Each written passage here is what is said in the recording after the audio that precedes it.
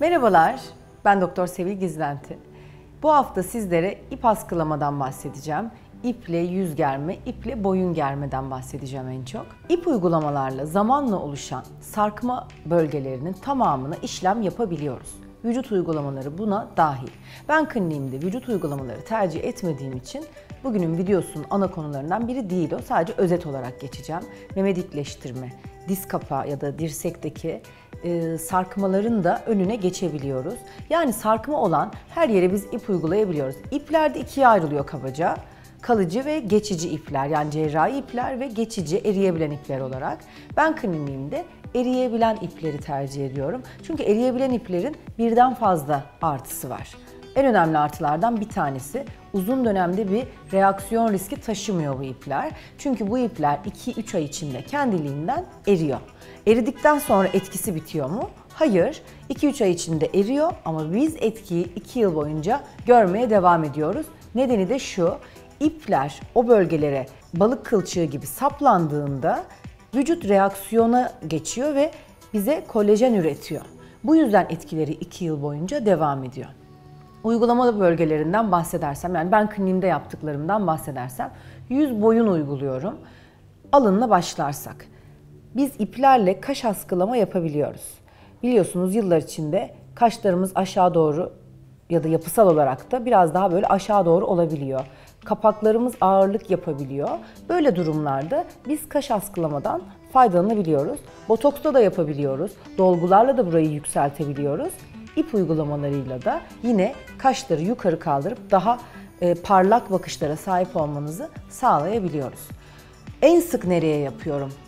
Ben en çok çene hattı netleştirmek için iplerden faydalanıyorum. Çene hattını netleştirmek için nerelere ip yapıyoruz? Şimdi eğer bulldog dediğimiz bu çene hattınızın bozulmasına neden olan şu bölgede bir yığılmanız varsa biz ipleri buradan ilerletip yukarı doğru çekiyoruz. Aslında mekanik etkiyle biz şunu sağlamış oluyoruz. Ben bunu yaptığımda görüyorsunuz çene hattı çok daha net. Nazolabial kıvrım ve marionet çizgisi dediğimiz, yani sizi üzgün ve yorgun gösteren şu iki çizginin azaldığını fark ediyorsunuz bakın şunu yaptığımızda. Biz ip uygulamasıyla bunu sağlayabiliyoruz.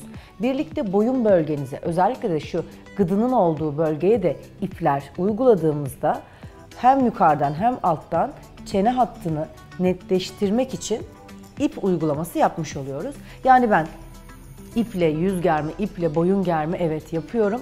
En çok iple jawline netleştirme yapıyorum. Peki ip uygulamasını kliniğimde nasıl yapıyorum? Bana geliyorsunuz. Öncesinde sizi bir değerlendirip lokal anestezik krem uyguluyoruz. Hangi bölgelere ip uygulayacaksak lokal anestezik kremle bir süre bekliyoruz. Sonrasında o bölgeyi tümesel anestezi denilen özel bir teknikle tekrar uyuşturuyorum ki işlem çok daha konforlu geçsin. Minnacık kanülleri var. Bunun kanülleri gerçekten çok ince. Biz o kanülleri içeriye doğru ittirip ipi saplayıp yukarı doğru çekiyoruz. İşlem sadece yüz çalışacaksam 15 dakika, yüz boyun çalışacaksam yarım saat kadar sürüyor. Sosyal hayattan koparmayan bir işlem. Çünkü dışarıdan bakıldığında sadece saçlı derinizde ve şu boynunuzun şu bölgesinde küçücük noktacıklar oluyor. Ve o noktacıklar 2 gün içinde kendiliğinden kapanıp yok oluyor zaten. Sosyal hayattan kopmanızı gerektirmiyor. Hemen etki görüyoruz. İp askılama yaptığımızda mekanik efekti hemen görüyoruz. Tabii ki etki gittikçe artıyor. En başta bahsettiğim gibi ipler o bölgelerde balık kılçığı gibi yapışıp kolajen üretimini tetikliyor. O yüzden de etki 2 ay içinde gittikçe artıyor. Yani 3 ayın sonunda ipler eriyor ama etki devam ediyor. Çünkü orada bir reaksiyonu başlatmış oluyoruz.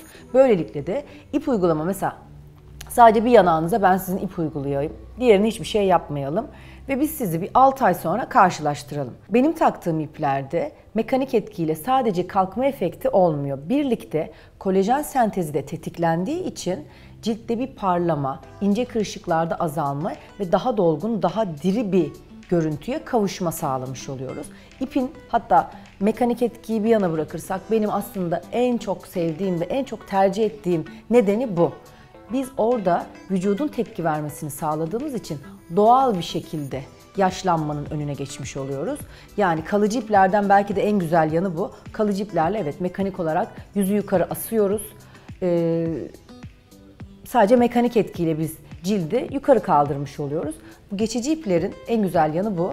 Bir yandan da kolajen sentezini tetiklediği için ciltte bir parlama, daha aydınlık, daha genç görüntü sağlama gibi de bir artı etkisi var. Ve dediğim gibi benim en çok tercih nedenim, hani en başta neden bu aslında. Boyun içinde dediğim gibi uyguluyorum. Kaş askılamayı şunu söylemek isterim. Daha geçen çünkü bir hastamızla konuştuk. Şimdi ben hep diyorum ya, yüz ve boyun askılama kaç yıl sürüyor? 2 yıl boyunca etkisi devam ediyor. Kaş askılamada maalesef ki 2 yıl boyunca bir etkinlik beklemiyoruz. Ortalama 6-8 ay sonra tekrar düşüyor. Çünkü bu bölgeye çok derin uygulama yapamıyoruz. Daha az ip uygulayabiliyoruz. Bu da mekanik etkinin çabuk düşmesine neden oluyor. Yani kaş astırdım ama işte 6 ay sonra etki geçti gibi bir negatif şey söyleyecekseniz ben bunu en baştan size söyleyebilirim. Benim zaten kaş askılamada beklentim 6 ila 8 ay.